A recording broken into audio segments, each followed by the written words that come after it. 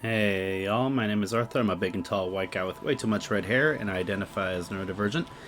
And I am trying my hand at sharing my Factorio space age experience. I got over 1,400, 1,500 hours in Factorio, but I was really excited to try out Space Age and 2.0 mechanics in general. Love all the quality of life updates and everything. So I'm going to kind of quickly just skip through the beginning parts. If you want to learn how to make a good starter base, there are plenty of other creators out there that are better at it than I am. But as I get myself, past kind of the beginning stages here, I was going to kind of aim for something until I get into space. And so, as much as I have so many hours in the game, it's almost all modded, right? And so, for instance, I've been playing Panadon for a couple hundred hours now while I was waiting for Space Age. Before that, did space exploration with some of the other, like SpaceX, Crestorio, Easy Wars, all that fun stuff. So I don't have a lot of the achievements, actually, which I thought was kind of funny. And so I picked a couple of them that I pinned here on the side that I'd figured I'd challenge myself with while I'm getting up to launching the first rocket. So the first one is the Lazy Bastard, or whatever it's called. I just never even bothered trying to do that. I'm a serial handcrafter. So I thought that was going to be pretty fun to try out. I only need to do it until the first rocket goes into space, so I figure that's pretty doable. The second one, it's something like I need to use a different planet's technology before I get into the higher sciences. I don't really know what that means yet, so I guess I'm going to be kind of figuring that as I go, but I figured I'd give it a shot. The next one is the one where you can't destroy an enemy base until you do it with artillery. I have an idea, I'll talk about it in a second, as to how I'm going to approach that. But I thought that might be kind of fun, and to be perfectly frank, it really kind of reflects how I actually typically play, so, or at least the early games, so that'll fit in quite nice. And here we're going to do a little magic just to skip ahead a little bit, but I'm really not doing anything besides just making an overly complicated mall. Next is use no solar panels until the first rocket. Fine, I'm probably not even going to research it. Then there's no laser turrets until the first rocket. Again, just won't research it. And then the last one, something about, I think it's no logistics chests except for passive storage, which is also kind of how I play. So all of those seemed pretty achievable to me. I'm definitely not trying to go for the time-based ones. I suck at that stuff. Maybe I'll go back and try to get at least that train one. And I kind of presume I'm going to get all the rest of the missing achievements through this playthrough at some point or another. These are just the ones that seem like I need to be intentional on my way through. So, as you can see, I already kind of started out. I made the initial thing that is needed to get to the first step, which is what those 100-odd uses are, which is just to get through the first to make the first automation, to make the first lab, everything like that. So from this point on until I launch a rocket, everything's going to have to be made in a different assembler.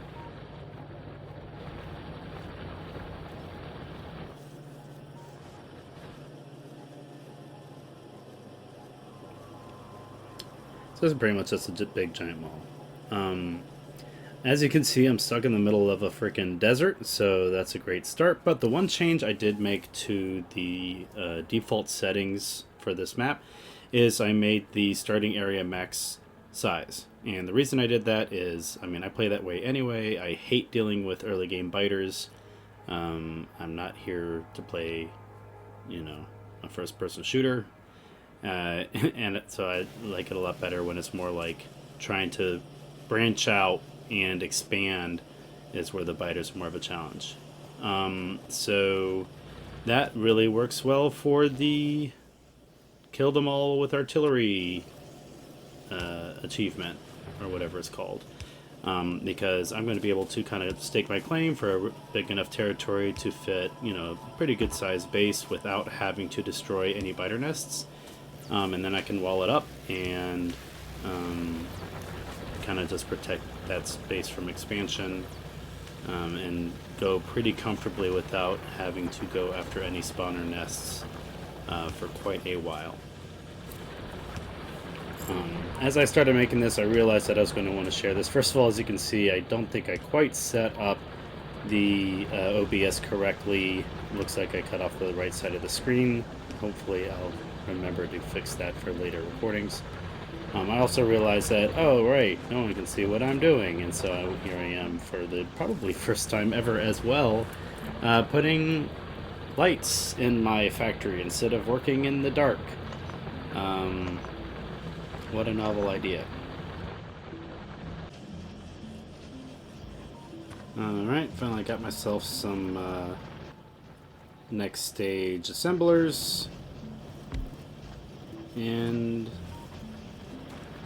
this mall's starting to fill out pretty good. Like, not really facing too many issues with it. It's progressing the science along with me as at a pretty good pace.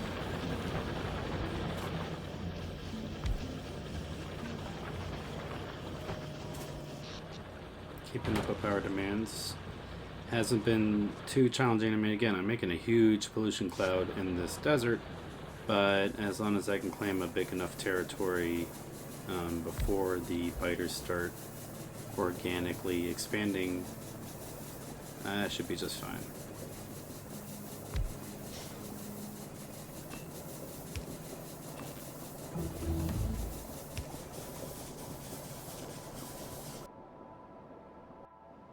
Alright, I found my first oil patch, and I ran into my first biter nest. Now, they're not consuming pollution yet, which is a good thing.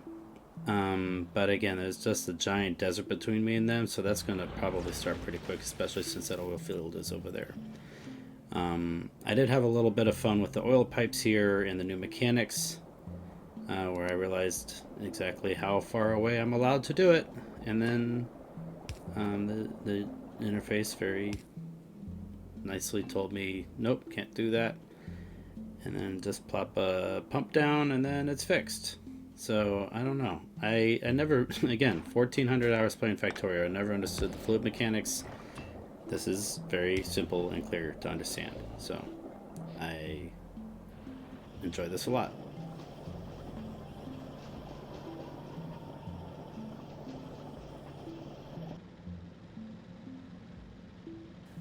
I gotta say, I actually really like the new terrain generation. I mean, I don't know. I never know what to expect.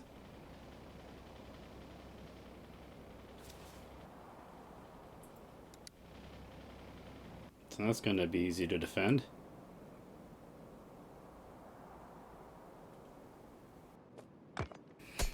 And now it's just time to... Again, this is what I've always done, and it's nice to get an achievement that rewards this behavior instead of me feeling like I'm paranoid.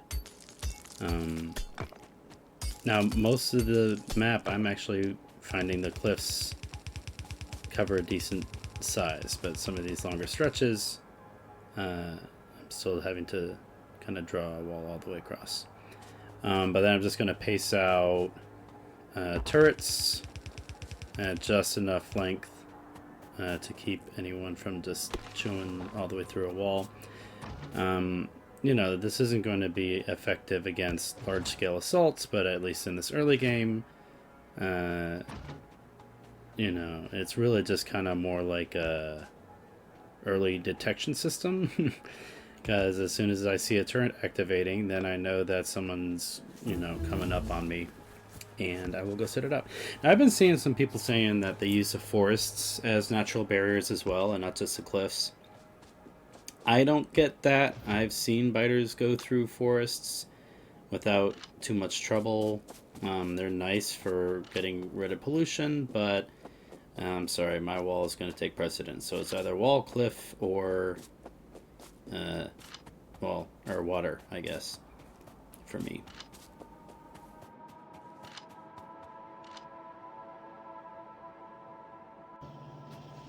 Alright, now for just a splash of military science, if anything, just so I can get flamethrower or flame turrets. I was already making walls, slapped a grenade assembler over where the coal was, and Bob's your uncle. Then I had to feed it back into my science array, which, look, I enjoy my spaghetti, and I don't care what anyone has to say.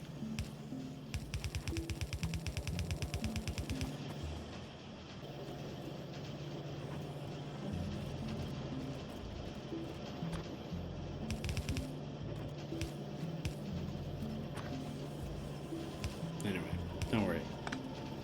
It's going to get a whole lot worse once we're done with this start.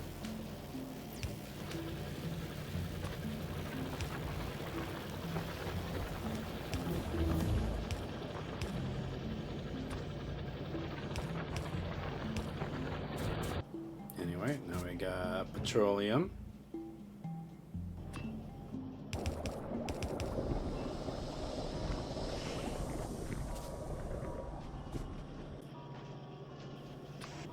And plastic.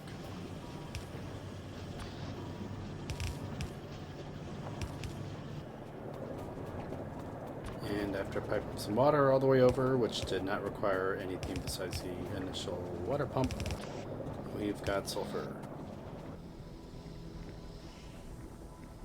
And after playing with the fluid mechanics a little bit, I made better petroleum. Also notice the vertical flip. I don't know what I'm going to do with these new mechanics, but they are very fun.